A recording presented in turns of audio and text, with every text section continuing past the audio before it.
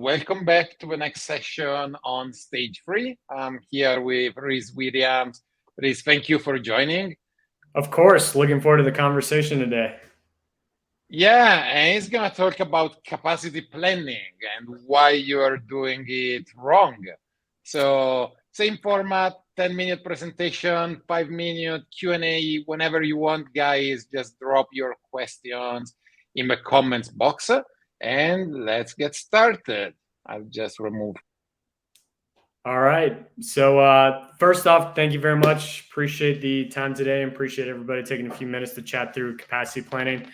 This is a topic that I'm passionate about because I think there's a lot of areas of opportunity to do this better, but it's also something that's very top of mind right now. Just quick background on myself. I kind of spent the last decade plus in operations roles, landed in a RevOps role 3 or 4 years ago, had no idea what it was.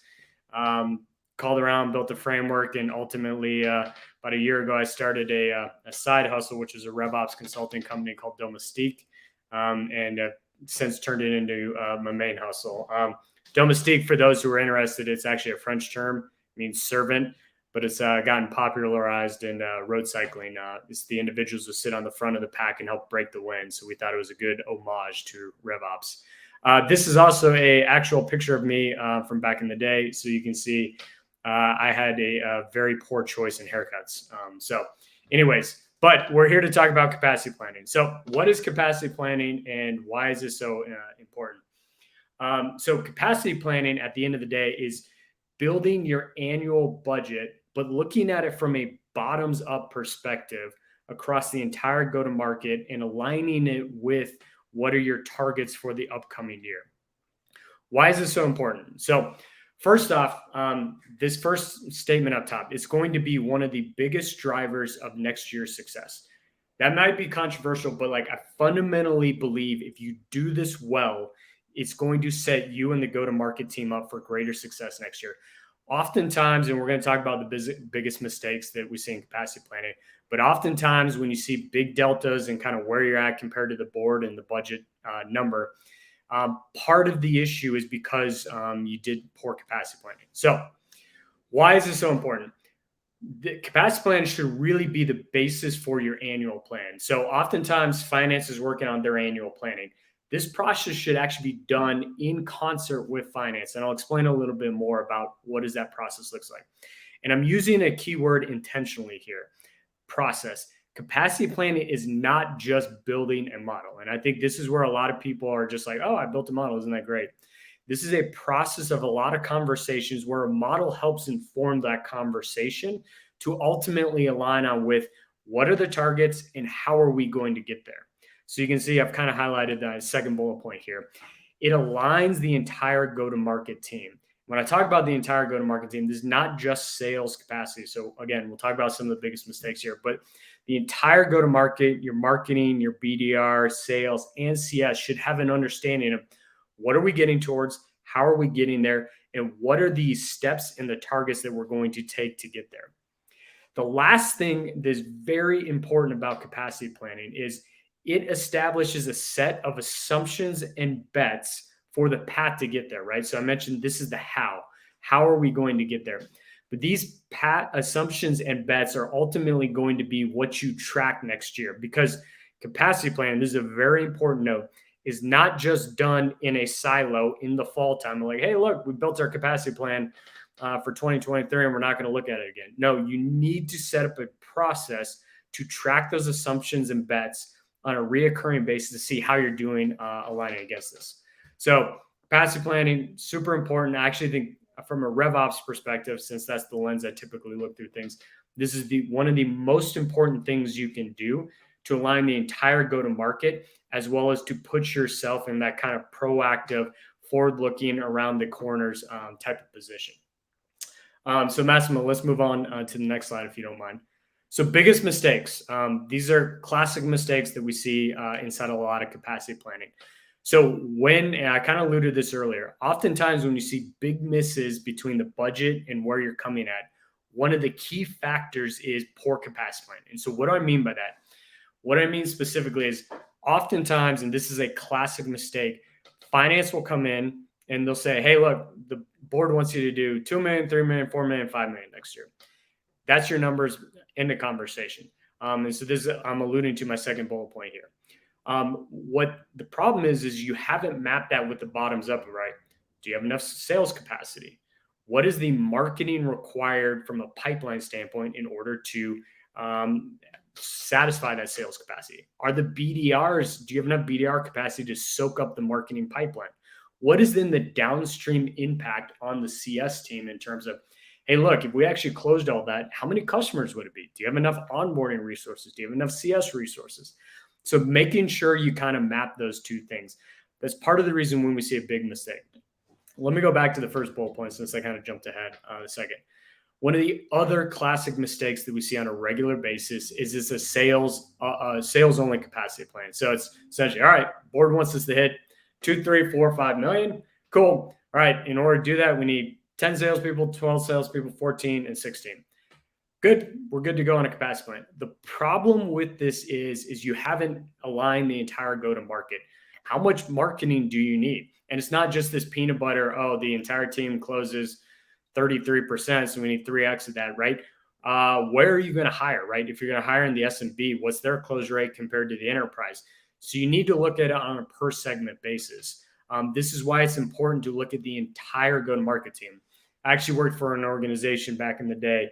We made this mistake. So board said we wanted to hire X. We hired up, we like doubled our sales team, but we didn't make the corresponding marketing and BDR investments.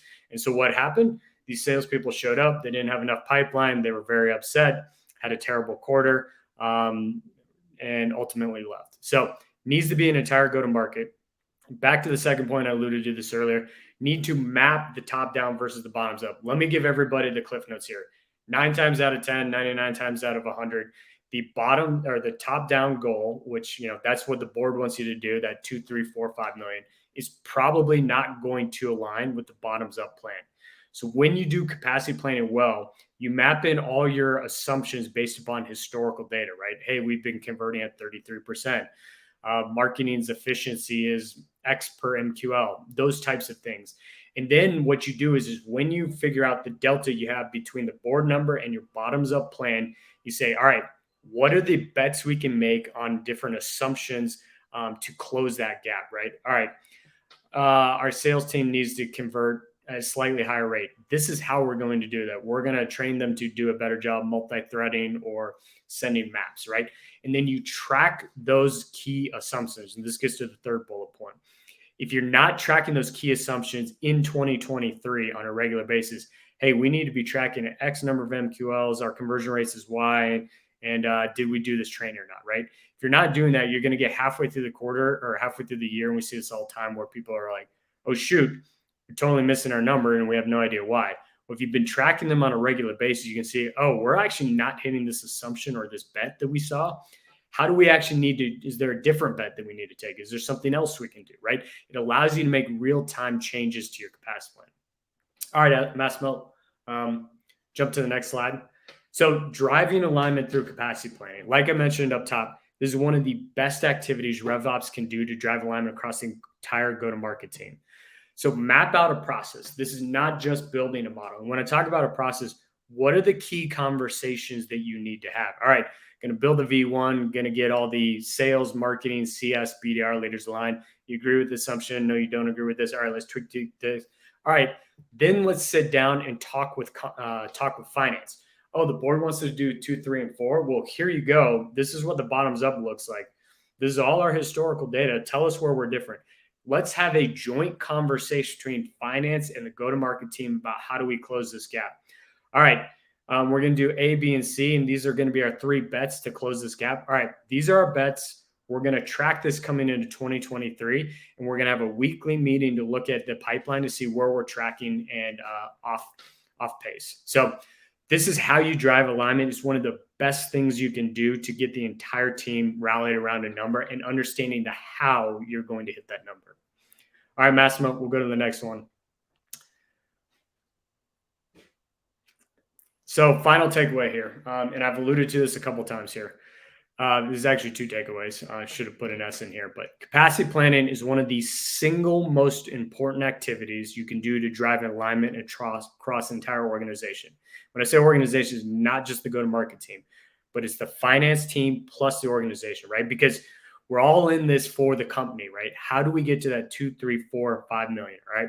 The bottoms up doesn't get there. Let's map out the assumptions and all get on the same page around the bets and track this on a regular basis. Second point, this will set the go-to-market team up for success because instead of forcing a top-down number down their throats, we're all tracked around, all right, this is a stretch number, but we have these 3 bets lined out that's going to allow us to get to that number, and we're going to track it on a regular basis. So if we're off pace by any chance, we'll be able to identify that and make in-quarter tweaks. That's capacity plan. I'm very passionate about it. I think it's one of the best activities you can do. If you haven't started your capacity plan for 2023, go ahead and start it now. It is critically important because it is a process, not a model.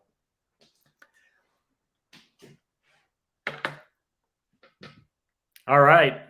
Questions? Massimo. I'm back. So guys, let's just write your question in the comment box. Thank you, Rhys, for the presentation. Super insightful. I have a couple of questions for you while we wait for other question from the audience. So the first one is, have you experienced, and this is a topic we were discussing with Camila before, have you experienced a problem of silos? Personally, I've been in a bunch of companies where capacity planning was really siloed between marketing and sales, and they were not really aligning. So marketing was just making assumption based on their own number, thinking, oh, we need to get to X number of leads, while sales had completely different assumption, like they were not planning on increasing close rate, but just expecting marketing to triple the number of leads. So is this a problem? How do you fix it? 100%. Like everybody does capacity planning or annual planning in a silo. Not everybody. The vast majority of companies tend to do it in a silo. And, marketing will do it in a silo, finance will do it in a silo, and then give you the top-down number. So the key is 2 things. One, when you build the model, it needs to look at not just sales, but the entire go-to-market, and it should be interconnected, right? If you change something in sales, it should impact marketing, should impact the BDR, all that type of stuff. 2, as I mentioned in this is a process, right? And this is where RevOps can really take the lead of getting all the key stakeholders in a room together. So one of the ways that we do it, we build the model, we get then heads of marketing, heads of BDR, heads of sales, heads of CS, say, this is the model. This is based on all our historical data. Oh, hey, by the way, when we start to change this here on the sales side, do you see Mr. or Mrs. Marketing Leader, how you changes things over here on the marketing side? Oh, you don't agree with this? All right, let's tweak this. But it gets everybody having a conversation. So get everybody in the room there, have a conversation. And very importantly, once you have the go-to-market team aligned, bring in finance. And this shouldn't be a combative, hey, we can't get to 2, 3, 4, 5 million. Like, it needs to be a conversation. Like, all right, Mr. and Mrs. Finance Leader, I understand the board wants to hit us, but like, here's the bottoms up build. Tell us where we're off here. All right. Let's then have a conversation about how do we close this together, right? Because we're all in this together. And by thinking about this as a process and getting people in the room together, that helps break down some of those silos because people start to be like, all right, we're all in this together. Awesome. And also the checkpoint during the year, they should find a moment to talk all together and review where they are at comparing to the original model together. So we do this on a weekly basis. We're big believers. It's a meeting we call demand council. It's essentially a demand forecasting meeting. We do it once a week. We have all those key market leaders in there. We look at the entire funnel and some key KPIs by team, by channel. And the whole goal of the meeting is to identify is 2 things. One, are we tracking against our assumptions and the targets we need to hit in order to hit the board number? And, in the timeline, right? Because pipeline has to show up in front of sales and all that type of stuff. And 2, are there other hotspots inside of the funnel that we don't see that we need to address or things? And then what we do is say, all right, identify the hotspot we're not tracking here. These are the things we're going to go ahead and do. And in next week's meeting, we're going to report against that, right? So it allows you to make in-quarter changes to tracking against that big annual capacity plan. Makes a lot of sense. So we are at time, but let's go 2 minutes over time. Another one that I've experienced firsthand. Any recommendation for doing capacity planning when the strategy is to expand to a new market? Like you are only SMB, you are going enterprise, and you really have no historical number to make reasonable prediction. One of the best pieces of advice I got from an advisor a while back was Wagner. Wild ass guess, not easily refutable. So what I mean by that, right, is, yeah, all right, so we're going to go up market in the enterprise team, or we're going to expand internationally, right? You don't have the historical data. However, you can baseline it. And again, the individuals on this phone call probably understand the business better than anybody else. So the whole goal is, like, I'll tell you right now, whatever assumption you have will be wrong. But the goal is to get it close enough. And then as long as you have the in-quarter tracking methodology, you can sit down and say, oh, we were way off. Let's change these things. Or, oh, we weren't that off, and we don't really need to change too many things, right? But like, make an educated guess and then track it on a regular basis to see how educated the guess was, right? And there's all sorts of things that could change it, moving forward, right? Like, look at the current macroeconomic environment. Like, we're seeing slowdowns all across things. And so things happen, but this is why you need to have a process to track your assumptions of your capacity planning in the following year. And react quickly. Yeah, we are seeing a lot of companies that didn't get capacity planning with COVID and the crazy growth that tech experience in the last couple of years. 100%. Cool. Rhys, thank you so much. Super insightful. See you. Ciao. Appreciate it. Thanks, Massimo. Thank you. Bye. And for everyone else, we'll be live again in a couple of minutes. Bye.